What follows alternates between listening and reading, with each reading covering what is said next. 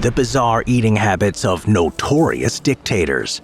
Food. It's essential to your well-being and to your very existence. Whether you're born in the richest palace or the smallest home, everyone has personal likes and dislikes when it comes to food. Of course, it's far more readily available to some than others, leading to dictators being able to request and have any food or drink they desire, allowing them to indulge in some truly bizarre preferences. Jong Il and his expensive tastes.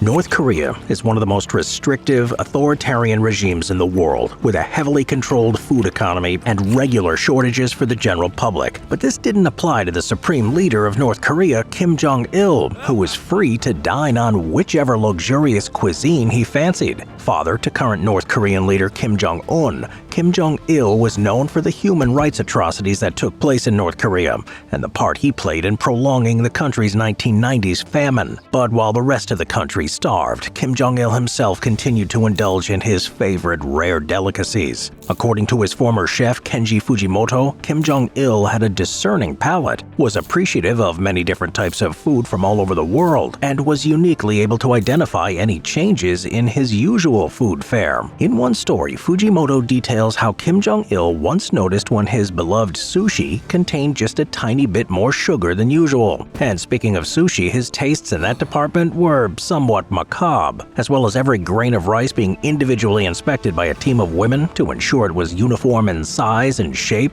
Jong Il reportedly also preferred his sushi to be so fresh and raw that it was literally still wriggling. His love of rice extended beyond sushi, with Fujimoto once being sent to Japan specifically for 100 rice cakes filled with mugwort. Other stories from the chef include him being sent across the world for various dishes and specialties like Uzbekistan and Iran for caviar, Japan for seafood, and Czechoslovakia for draft beer. Also, apart from the fine French wines and champagne that he drank with his meals, he had more than a fondness for Hennessy cognac. But one of Jong Il's favorite dishes is also one of the most surprising, as it was more humble by far. It turns out that the dictator had a particular fondness for roast donkey. However, when he presented this meat to local dignitaries on a trip through Russia, they were informed at first that it was heavenly cow. It wouldn't be appropriate to say that Jong Il ate donkeys after all.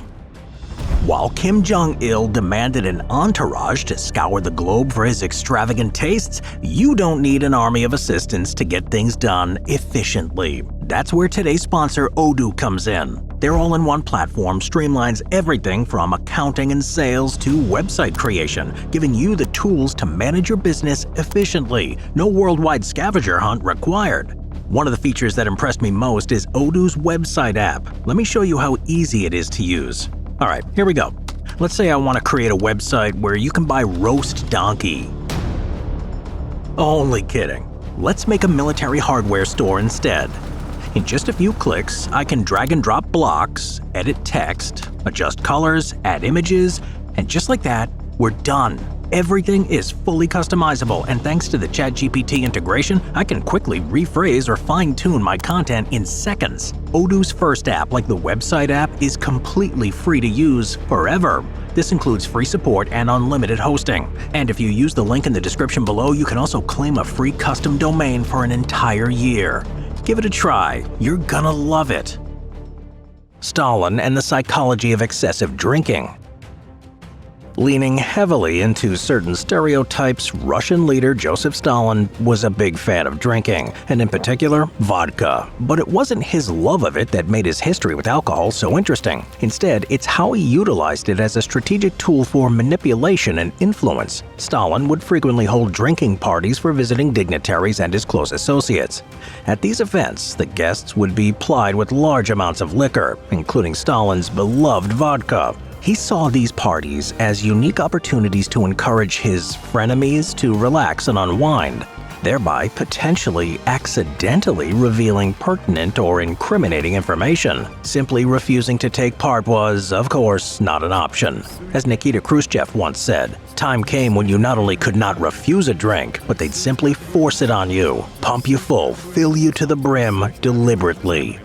In fact, Stalin would dedicate a lot of time and energy to ensuring everyone not only took part, but took part to excess. He would force toast upon toast where the revelers would be forced to down their entire glasses, and create drinking games like guessing how many degrees below zero it was outside. The participants then had to drink an entire glass for every degree they were off by, leaving many participants absolutely smashed. On one such occasion in 1942, potential U.S. presidential candidate Wendell Willkie claims there was a whopping 53 vodka toasts across the dinner party. Given the alcohol consumption, it's a wonder anyone left Stalin's with their faculties intact. Of course, all these parties also had a sinister undertone, a budding fear that the wrong word could be said at the wrong time or in the wrong fashion, and immediately land the toast giver firmly on the wrong side of Stalin. And Stalin was not a man you wanted to be on the wrong side of. In fact, Georgy Dmitriev, the General Secretary of the Communist International, details the strategic language required to give a toast at one of Stalin's parties,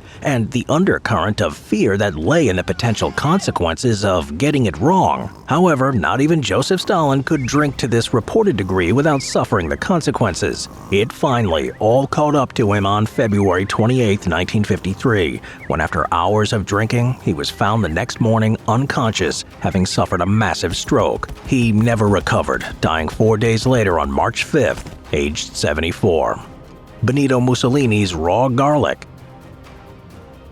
There's a lot of things that can be said about the fascist Italian dictator and friend of Hitler, Benito Mussolini, but one thing that we can claim with absolute certainty is that he was definitely not a vampire. In fact, Mussolini had a peculiar fondness for raw garlic, with his favorite food being a simple salad of the ingredient along with oil and fresh lemon juice. While this may sound tasty on occasion, reportedly Mussolini would go overboard. Despite his preferred way of eating to be with his wife and 5 children at home, we can't say that they felt the same. Raw garlic is a rather potent-smelling ingredient that lingers long after being consumed, to the point where Mussolini's wife Rachel once said to the family cook that after Mussolini indulged in a whole bowl of raw garlic salad, she couldn't go anywhere near him. As a result, she would escape to sleep in one of the children's rooms, rather than share a bed with a man who could incapacitate his enemies simply by breathing on them.